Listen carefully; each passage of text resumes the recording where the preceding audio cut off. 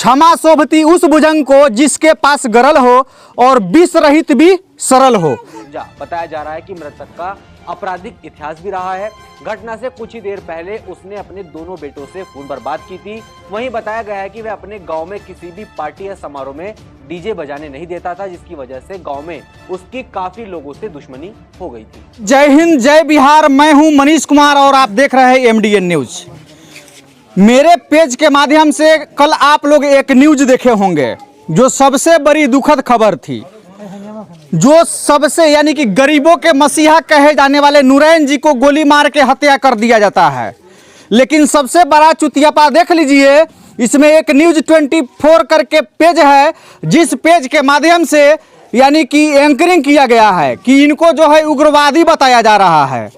तो मैं जरा उन महाशय से सवाल करना चाहता हूं कि आपको अधिकार कहां से मिल गया जजमेंट करने का? कोर्ट का फैसला आप कैसे सुना सकते हैं किसी के बारे में? आप किसी को उग्रवादी कैसे बता सकते हैं? ग्राउंड आप में यदि दम है तो आप ग्राउंड रिपोर्टिंग करिए। आइए हम तमाम लोगों से मिलेंगे और इस मामले का छानबीन करेंगे, क्या क्या है मामला हम जुटाने का प्रयास करेंगे। हमारे साथ अभी हाफिज जी है, स्वागत है आपका हाफिज जी हमारे चैनल में। अब एक बात आप बताइए, यदि किसी व्यक्ति को उग्रवादी कह दिया जाए कहां तक सही है? ये तो कहने वाला बताएंगे, लेकिन हर पढ़ा लिखा आदमी, समझदार आदमी इस चीज़ को कहेगा कि वो पागल है, या नहीं तो समाज को बिगाड़ने वाला एक नासूर है और कीड़ा है। उसको इंसानियत उसके अंदर नहीं है, इंसानियत नाम की चीज़ भी उसके अंदर नहीं है। उसको इंसान भी कहना भी पाप लगता है ऐसे आदमी को, जो किसी को कुछ भी कह दे बगैर सोचे समझे, बगैर छानबीन के। हमने जब ये न्यूज़ सुना हमारे छोटे अब्बू के हत्या के बाद, तो हमने इसके बारे में बड़ा बाबू से रिपोर्ट किया। सबसे पहले चूँकि जितने अभी तक हमने एक भी न्यूज़ पर ये नहीं दिया है, इंटरव्यू नहीं दिया है, यह हमारा पहला इंटरव्यू है, जबकि पूरा मामला मैं लीड कर रहा था। तो जब मेरे संज्ञान में कल आया तो हमने बड़ा बाबू से ये बात रखी, और उससे हमारे गांव में एक तनाव फैल गया उस वीडियो से। चूँकि उस आदमी को उग्रवादी कहा गया और उस पर ऐसे ऐसे इल्ज़ाम लगाया गया कि जो आदमी समाज को एक साथ रखने के लिए और समाज को जोड़ने के लिए अपनी कुर्बानी दिया है। मैं समझता हूँ नहीं, बल्कि पूरे इलाका के लोग ये कह रहे हैं कि उस तरह का इंसान सदियों में पैदा नहीं होता है, सालों भर में, 100 साल में भी पैदा नहीं हो सकता है। इलाका की तो बात छोड़ दीजिए, यानी कि यहाँ के अगल बगल 2-4 गांव हटके भी 10 किलोमीटर 15 किलोमीटर के दूरी से ही लोग आए थे उनसे मिलने के लिए। बोल रहे थे कि हमारे बहुत परम मित्र थे। क्या अगर उग्रवादी होते थे क्या उनको परम मित्र कोई बताता? मैं बिल्कुल नहीं बताता। मैं चैलेंज करता हूँ उस एंकर को कि वो आए और वो छानबीन करे, घर पे आए और हर लोगों से बात करे। अगर उसको एक आदमी भी कोई साबित कर देता है, कह देता है हमारे गांव में या अगल बगल में कि ये गलत थे, तो वो जो कहेगा हम मानने के लिए तैयार हैं। लेकिन ऐसे लोगों को ऐसा नहीं करना चाहिए। गांव में और इलाका में और लोगों में फसाद नहीं फंसाना चाहिए। अगर उसका पूरा एड्रेस हमको मिल जाएगा तो हम उस पर FIR भी करेंगे। हम इसके लिए पूरा तैयार हैं। हाँ, पूरा ये मिल जाएगा तो हम उस पर FIR करेंगे। वो या तो आकर वो साबित कर दे, यहाँ उनको साबित कर दे कि हमने जो कहा वो सही कहा है, और नहीं तो हम उस पर FIR करें। नहीं तो किसी जितने भी मीडिया कर्मी हैं उनके सामने में वो वीडियो ऑन दी स्पॉट माफी मांगे कि हमने गलत कहा है। या कौन पैसा उनको दिया ऐसा बोलने के लिए? किसने ऐसे उनसे कहलवाया है, किसने पैसा दिया है और कहलवाया है कि आप इसको बढ़ाइए, उग्रवादी बनाइए और बढ़ाइए।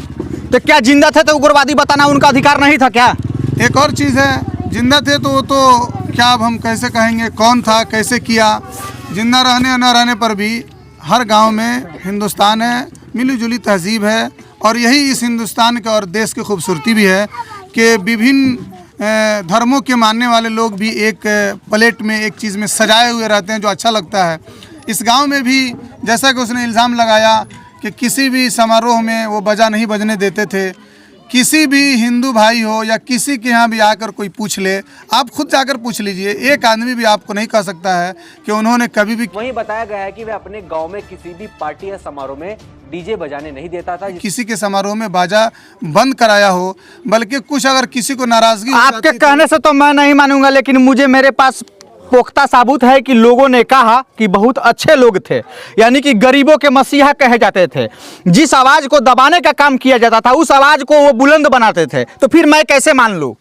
इसलिए मैं भी कह रहा हूँ कि जिसको भी सर्च करना था वो आकर वहाँ से सर्च करके ही जवाब देना चाहिए, ऐसे उड़ती पड़ती बात नहीं करनी चाहिए। अच्छा, इस तरह के बात से क्या लगता है आपको, किस तरह के मतलब ये विद्रोह होने का मतलब समस्या लग सकता है आपको? इसमें समस्या ये था, बड़ा बाबू रात आए, समझाए, अगर नहीं समझाते तो तकरीबन 1-1,500 लोग जमा हो गए थे कि इस तरह के भाषण किसने दिया और किसके कहने पर ये चलाया गया। बड़ा बाबू उसको सामने करे या नहीं तो इस तरह की चीज़ पर रोक लगाए, नहीं तो गांव में बवाल होगा। लोगों में तो एक आक्रोश है, चूँकि ऐसा इंसान के जाने की वजह से पूरे लोग गम में डूबे हुए हैं। उसमें भी नमक, जख्म पर नमक छिड़कने के काम ये किया जा रहा था, इसलिए लोगों में बहुत ज़्यादा बेचैनी थी। खैर बड़ा बाबू वक्त पर आए और बहुत जल्दी आए और उस चीज़ को समझाया बुझाया, लोगों को कहा। अच्छा हाफिज जी, हम आपका नाम जानना चाहेंगे। मेरा नाम मोइनुल हक है। और आप कहाँ के रहने वाले हैं? बस हमारे वो छोटे अबू थे, हमारा घर यही है जहाँ आप खड़े हैं, यही हमारा घर। तो हमारा आपका घर मैं जानता हूँ, हमारे दर्शक नहीं जानते हैं। आप अपना नगर हमारा घर हुआ, रामगढ़वा थाना क्षेत्र के आर्यनगर में जी। लेकिन आप पढ़े लिखे व्यक्ति हैं, आप बताइए कि अगर किसी व्यक्ति को मान लेते हैं अगर वो मदद नहीं किए होते तो क्या कम से कम 5 से 10 हज़ार लोग यहाँ पे एकत्रित होते? उनके, मैं समझता हूँ उनके मरने का जो जुर्म था वो यही था, इंसानियत। अब मैं तो बड़े बड़े जितने अधिकारी आए सबसे कहा कि अब ऐसा लगता है कि अब इस समाज में इंसानियत और इंसानों के और अच्छे लोगों की ज़रूरत नहीं है। अच्छा, माननीय एसपी स्वर्ण प्रभात जी से क्या कहना चाहिएगा आप? एसपी जी बहुत इसमें हमारी मदद कर रहे हैं और जैसे ही उनको खबर मिली हमसे बात हुई, वो आए थे, बराह रास्त हमसे भी बात हुई, थाना पर भी बुला के हमको बात की है। बराह रास्त हम ही से, चूँकि इस मामला को हम ही लीड कर रहे थे, बात की है, वो उन्होंने पूरा इत्मीनान दिलाया और हमको उनके बात पर भरोसा भी है और इसमें वो बहुत लगन से काम कर रहे हैं और हमारे सामने बहुत सारे आदेश भी दिए, बहुत सारी चीज़ भी बतलाई जो अभी हम उस चीज़ को नहीं वाज़ेह कर सकते हैं, उजागर नहीं कर सकते हैं। लेकिन हम उनसे मुतमईन हैं और हमको उम्मीद है कि बहुत जल्द हमको इंसाफ दिलाएंगे। लेकिन क्या है कि मैं आपको बता दूं कि हम लोग दिन डेली ऐसा केस का मतलब वीडियो बनाने निकलते हैं, लेकिन इतना जल्दी घटनास्थल पे बड़े अधिकारी यानी कि एसपी नहीं पहुंचते हैं। हमारे यहाँ पहुँचे भी हैं और सिर्फ वो नहीं, और उनके आदेश से अब तक हम समझते हैं कि 4, 5 या 6 किस्म के टीमें आ गई हैं, जिसमें डॉग स्पॉट वाला भी आया और फॉरेंसिक रिपोर्ट वाला भी आया और आज भी एक टीम आई थी जो बड़ा बाबू को लेके, वो लगातार एक से एक टीम आ रही है और चेक कर रहे हैं। और बड़ा बाबू बड़ा बाबू हो या एसपी साहब हो या डीएसपी साहब हो, इन लोगों ने हमारे इस मामले में हमारी बहुत मदद की है, बहुत ज़्यादा मदद की है और हमको लगता है कि 2-4 दिन में हत्यारों को पकड़ लेंगे और वो हमको इंसाफ दिला देंगे। आवेदन हमने आज दिया है जी, आवेदन हमने आज दिया है और आवेदन में किसी को नामजद नहीं किया है, एक आदमी को भी नामजद नहीं किया है, इसलिए कि हमारे बाप इंसाफ की लड़ाई के लिए और हक के लिए जान कुर्बान दिए हैं। हम नाइंसाफ़ी के रास्ता पर नहीं जा सकते हैं, किसी का नाम नहीं दे सकते हैं। अगर हमने आपका या किसी का नाम दे दिया बगैर देखे तो हो सकता है अगर वो उसमें नहीं हो तो हम उसके साथ जुल्म कर रहे हैं, इसलिए हम इस काम को नहीं करेंगे। हमने सरकार के ऊपर डाल दिया है, बड़ा बाबू के ऊपर डाल दिया है, एसपी जी के नाम डाल दिया है। एसपी साहब से हमने मांग किया था एसआईटी के गठन कीजिए। इनके कहने का मतलब आपको बता दे कि जिसके पास क्षमता अगर हो बर्दाश्त करने का, वही व्यक्ति जो है किसी को परेशान नहीं कर सकता है। तो मैं एक कहावत आप लोग को सुना दूं, क्षमा शोभती उस भुजंग को जिसके पास गरल हो और विष रहित भी सरल हो। क्या इस हिसाब से मतलब लगता है कि आपके पास उस लायक क्षमता है, आपके पास फौलादी सीना है, लेकिन आपने किसी का नाम नहीं रखा? हाँ, चूँकि हमारा पूरा समाज, हम हमेशा हिंदू मुस्लिम एकता के लिए काम किए हैं और हमारे बाप ने इसी के लिए कुर्बानी भी पेश की। अच्छा, मैं आपको यहाँ पर रोकना चाहूँगा। हिंदू मुस्लिम एकता का बात आप छोड़ दीजिए, लेकिन आप एक इंसानियत के नाते जाइए। यहाँ पे यदि मेरा और आपका ब्लड काट दिया जाए तो क्या 2 प्रकार के निकलेंगे क्या? बिल्कुल नहीं निकलेंगे। तो फिर हम लोग हिंदू मुस्लिम का बात ही नहीं करेंगे। एक जो है व्यक्ति को यानी कि नूरायन जी को इंसाफ दिलाने का काम किया जा रहा है, यहाँ पे हिंदू मुस्लिम छोड़ दीजिए आप। बस यही हमारा मांग भी है। एसपी साहब से भी हमने यही कहा कि आप हमको इंसाफ दिला दीजिए और हमको आप पर भरोसा है कि हमको इंसाफ मिलेगा। हम लोग जो है काफ़ी मशक्कत किए, जल्दी हमको इसमें इंसाफ मिल जाता है तो पुलिस प्रशासन से पूरे गांव वालों को और अच्छे लोगों को एक अच्छा मैसेज जाएगा कि नहीं, आज भी समाज में अच्छे लोगों की ज़रूरत है, और अगर उसके साथ कोई घटना होता है तो हमारा प्रशासन, कोर्ट और हर तरह के लोग उनकी मदद के लिए तैयार है। अच्छा, एक बात बताइए हाफिज जी, आप जो है ग्राउंड रिपोर्टिंग करने वाले व्यक्ति को क्या कहिएगा जो आपके मामला को हाईलाइट करने का काम किया?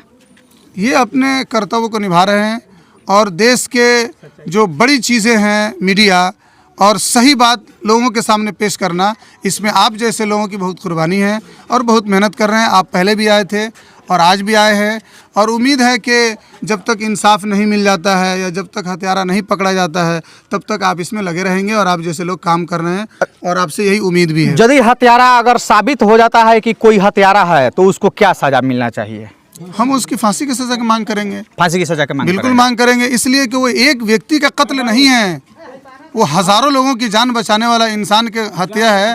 गोया कि हज़ारों लोगों का उन्होंने कत्ल किया है। हमने यहाँ पे देखा, कल के वीडियो में मेरा है साबूत कि मतलब हजारों माताएं बहनें थी, लेकिन सारे माताएं बहनों के आंखों में आंसू था उनके लिए। सब लोगों के आंखों में आंसू थे। आज जनाजा अगर आप देखते, हमारे पास उसके वीडियो है, रिपोर्टिंग अगर जनाजा में करते तो अंदाज़ा लगता पूरा मजमा रो रहा था, पूरे जनाजा में पूरा मजमा रो रहा था। जो ग्राउंड रिपोर्टिंग करने वाले व्यक्ति है उनसे पूछिए कि ग्राउंड रिपोर्टिंग करने में क्या समस्या होता है। आप तो बहुत बड़े एंकर है महाशय, आप तो कुर्सी पे बैठ के 5 या 10 हज़ार के कुर्सी पे बैठ के एंकरिंग करना जानते हैं, वो भी पैसे के लिए। आप गलत बताते हैं किसी को।